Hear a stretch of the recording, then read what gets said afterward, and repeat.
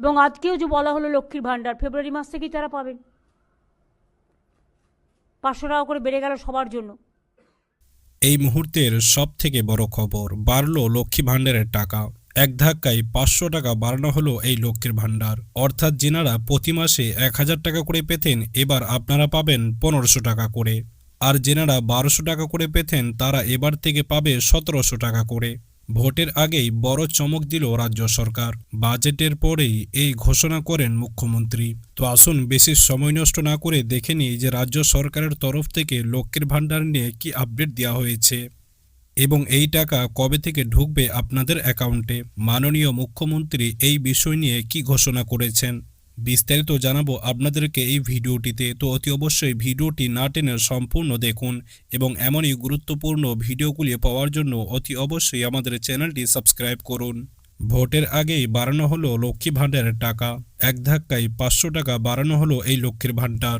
অর্থাৎ যেনারা মাসে 1000 টাকা পেতেন, এবার থেকে পাবেন 1500 টাকা। আর যেনারা 1200 টাকা পেতেন, এবার থেকে পাবেন 1700 টাকা। আমরা 2 লক্ষ কোটি টাকার বেশি কেন্দ্রীয় সরকারের কাছে আমরা পাই। আমাদের বঞ্চনা করা হয়েছে। এই বাজেটেও আপনারা দেখেছেন বাংলাকে কিছু দেয়া হয়নি।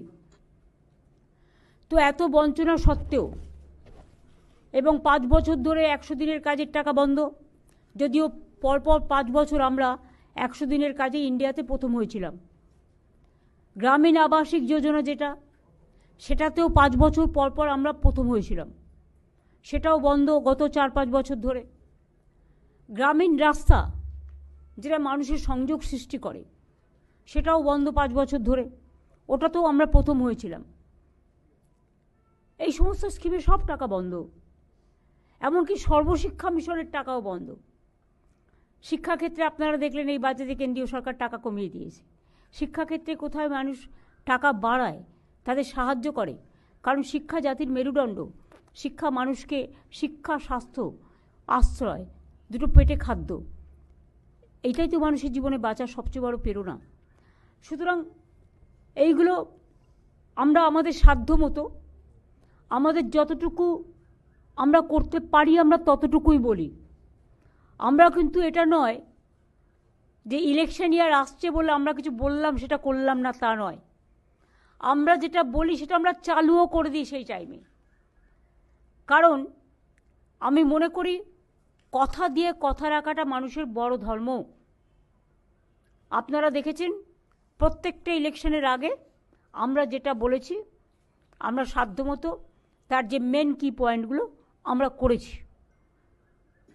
এবং আজকেও যে বলা হলো লক্ষ্মীর ভাণ্ডার, ফেব্রুয়ারি মাস থেকেই তারা পাবেন। 500 টাকা করে বেড়ে গেল সবার জন্য। ধরুন সিভিক, গ্রিন পুলিশ, গ্রামীণ পুলিশ, আইসিডিএস, আশাকর্মী থেকে শুরু করে প্যারা টিচার, টিচার, শিক্ষাকর্মী, শিক্ষাবন্ধী, সব নানা রকম আছে যেগুলো অলরেডি বলেছে, এগুলো তো যুক্ত করা হয়েছে। প্লাস আশারা মেয়েরা যারা কাজ করে এবং আইসিডিএস, আমি মনে করি যে ওদের মাতৃকালীন ছুটিটা পাওয়া উচিত। যদিও এটা একটা প্রজেক্ট, এটা সরাসরি গভর্নমেন্টের চাকরি নয় আশা, এটা একটা প্রজেক্ট। গভর্নমেন্ট অফ ইন্ডিয়া অনেক সময় প্রজেক্ট শুরু করে কিন্তু শেষ করে না, তখন তারা কোথায় যাবে? আশাকর্মীরা আমি যখন ক্ষমতায় আসি শুনেছিলাম গভর্নমেন্ট অফ ইন্ডিয়া 800 টাকা করে মাইনে দিতেন, মানে মান্থলি দিতেন একটা সাপোর্ট, কিন্তু সেটা বন্ধ করে দিয়েছিলেন। তখন আমরা 2500 টাকা বা 3000 টাকা এরকম করে দিতে শুরু করি।